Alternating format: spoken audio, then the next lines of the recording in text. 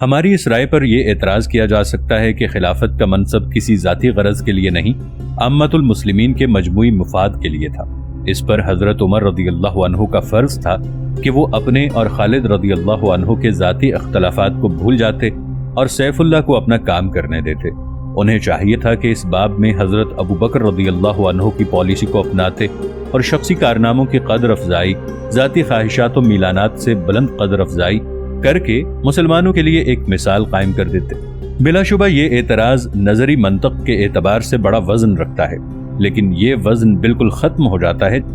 जब हम इसे जिंदगी के वाकयाती पहलू पर मुंतबक करते हैं। हम इस जमीयत इंसानी के अफराद जिंदगी के मसाइल में तन्हा अपनी अक्लों से ही काम नहीं लेते, बल्कि हम पर हमारे जज्बात का भी करार वाकई इक़्तिदार है, और इसमें अमली तौर पर जाती या गैर जाती मसले की कोई कैद नहीं। इसलिए कि जब हम किसी मसले को अमली शक्ल देते हैं तो अपने जज्बात से भी इतने ही मुतासिर होते हैं जितने कि अपनी अक्ल से, बल्कि कभी कभी तो हमारे रुझानात में अक्ल से ज्यादा जज्बात का दखल होता है, और ये नामुमकिन है कि जज्बात के हुक्म और अक्ल के हुक्म में हम कोई हद फासिल कायम कर सकें। ये सही है कि बाज लोग जज्बात से ज्यादा मुतासिर होते हैं और बाज अक्ल से, लेकिन मिक़दार का इख्तलाफ हमारे अहकाम की तौजीह में अक्ल व जज्बात के इम्तजाज को नहीं बदलता। और इसमें कोई शुबा नहीं कि हजरत खालिद रदियल्लाहु अन्हु के मसले में हजरत उमर रदियल्लाहु अन्हु अपने जज्बात से मुतासिर थे। चुनाचे हजरत उमर रदियल्लाहु अन्हु ने बगैर किसी नरमी के निहायत जुर्रत के साथ मसले को अपने हाथ में ले लिया,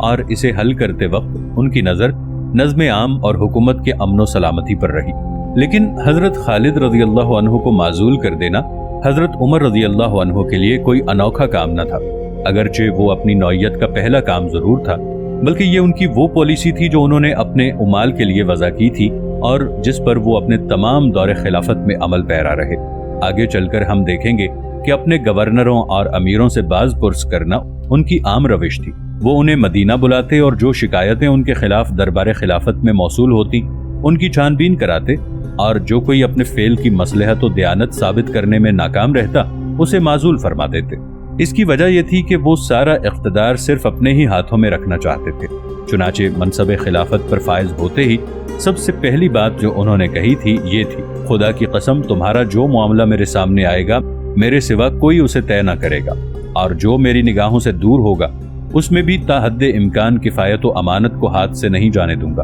अगर लोगों ने मेरे साथ भलाई की तो मैं भी यकीनन उनके साथ भलाई करूंगा, और अगर बुराई के साथ पेश आए तो मैं उन्हें जरूर इबरतनाक सजा दूंगा। मुल्की सियासत के मुतालिक हजरत उमर रदियल्लाहु अन्हु की ये राय हजरत खालिद रदियल्लाहु अन्हु से उनके सुए ज़न और उन दोनों हजरात के दरमियान एतमाद और मोहब्बत के फुकदान से मिलती है। तो हजरत खालिद रदियल्लाहु अन्हु की माजूली का राज अपने चेहरे से निकाब उठा देता है, और साथ ही ये भी वाज़े हो जाता है कि ये राज हजरत उमर रदियल्लाहु अन्हु के जहन में कहाँ छुपा हुआ था। हजरत उमर रदियल्लाहु अन्हु ने हजरत खालिद रदियल्लाहु अन्हु को फौज की सिपा सालारी से माजूल करके ये ओहदा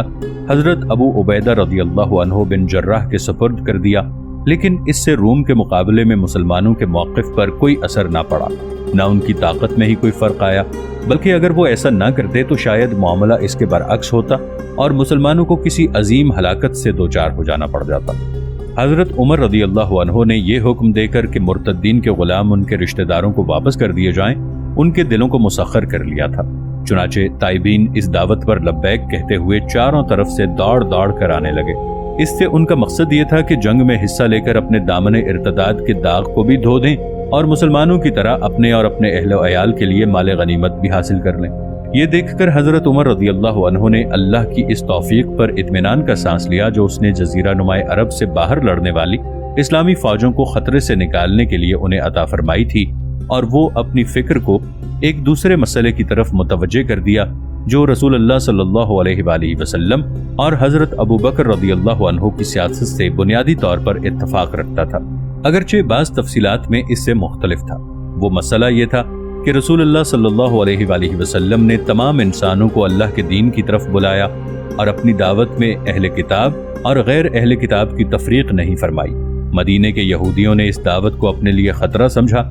और रसूलुल्लाह सल्लल्लाहु अलैहि वसल्लम से अकीदे की आज़ादी पर सुलह कर ली, लेकिन जैसे ही दावत इस्लाम के कदम जमते देखे अपने अहद से फिर गए। मजबूरन मुसलमानों ने उनसे जंग की और उन्हें मदीने और जजीरा नुमाए अरब की मुख्तलिफ यहूदी बस्तियों से निकाल बाहर किया। صرف گنتی کے وہ یہودی باقی رہ گئے جنہوں نے جنگ خیبر کے بعد اس شرط پر صلح کر لی تھی کہ وہ اپنی زمینوں میں کھیتی باڑی کرتے رہیں گے اور اس کے بدلے نصف غلہ مسلمانوں کو دے دیا کریں گے۔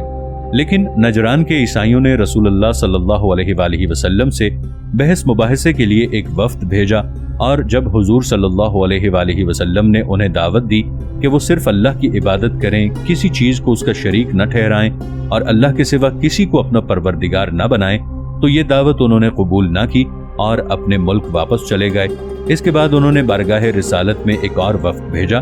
جس نے اس شرط پر مسلمانوں سے صلح کر لی کہ نجران کے عیسائیوں کو عقیدے کی آزادی حاصل ہوگی اور اس کی قیمت وہ جزیہ کی صورت میں ادا کرتے رہیں گے۔ ناظرین، آگے بڑھنے سے پہلے کامنٹ سیکشن میں ہمیں اپنی آراء سے ضرور آگاہ کیجیے گا کہ آپ کو ہماری یہ سیریز کیسی لگ رہی ہے۔ آئندہ آنے والی اقساط سے باخبر رہنے کے لیے ہمارے چینل کو سبسکرائب کر لیں اور ساتھ موجود بیل آئیکن کو ضرور کلک کر لیں۔ شکریہ۔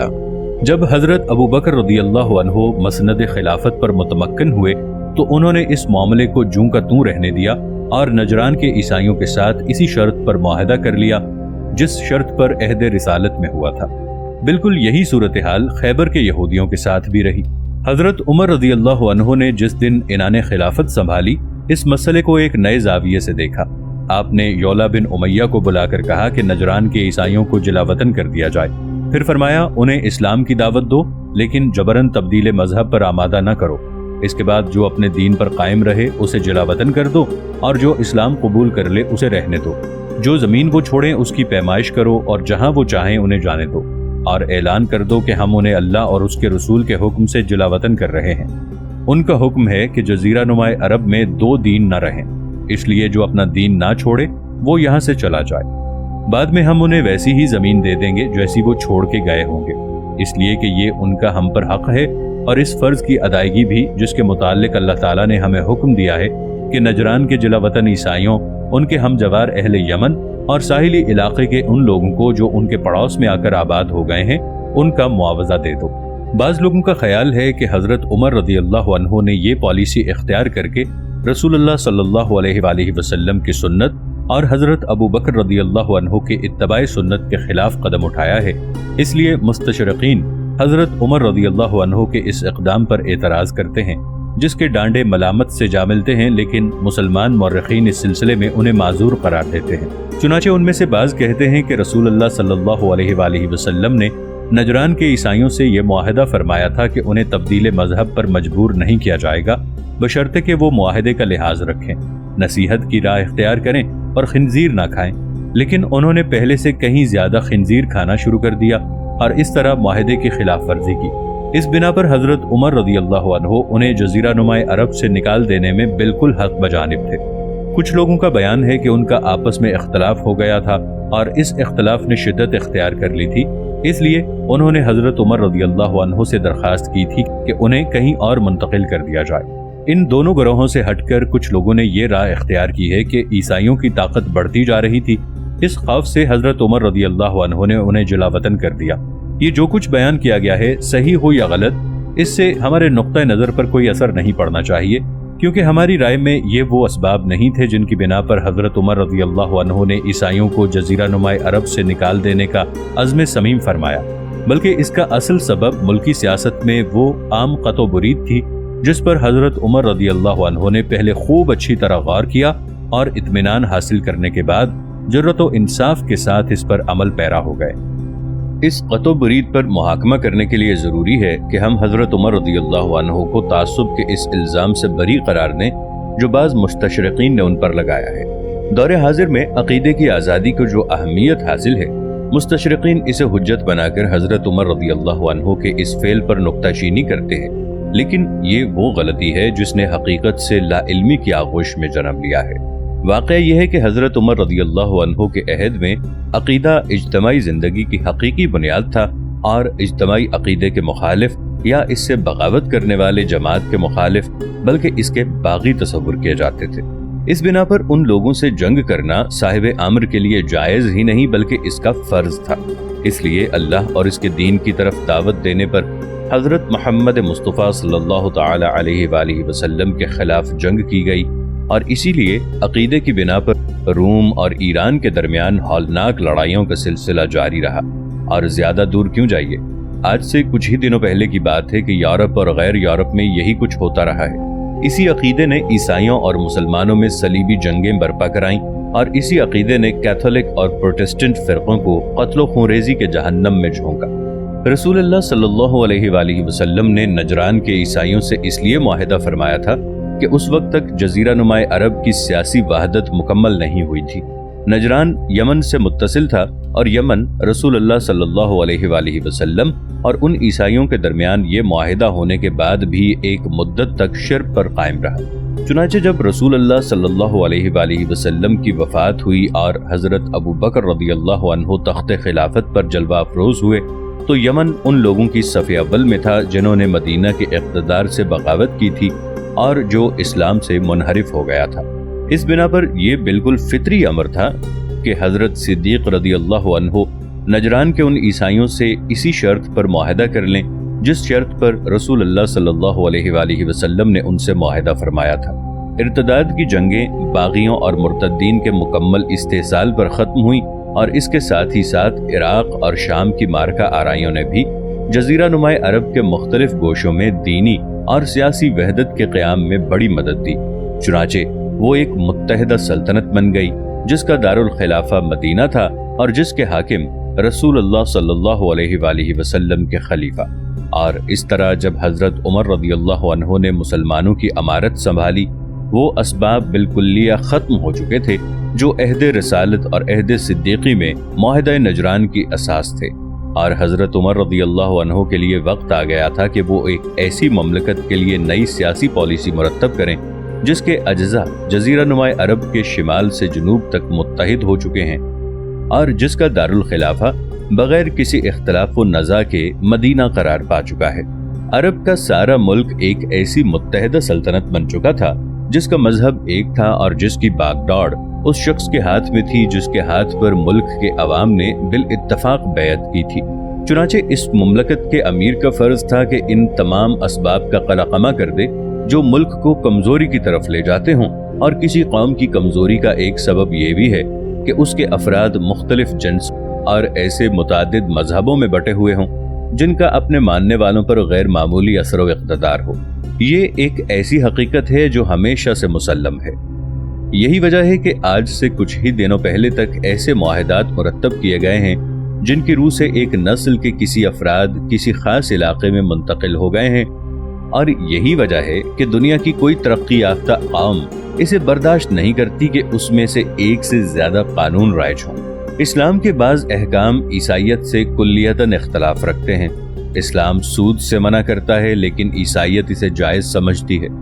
इस्लाम शराब को हराम करार देता है लेकिन ईसाइयत में शराब हलाल है।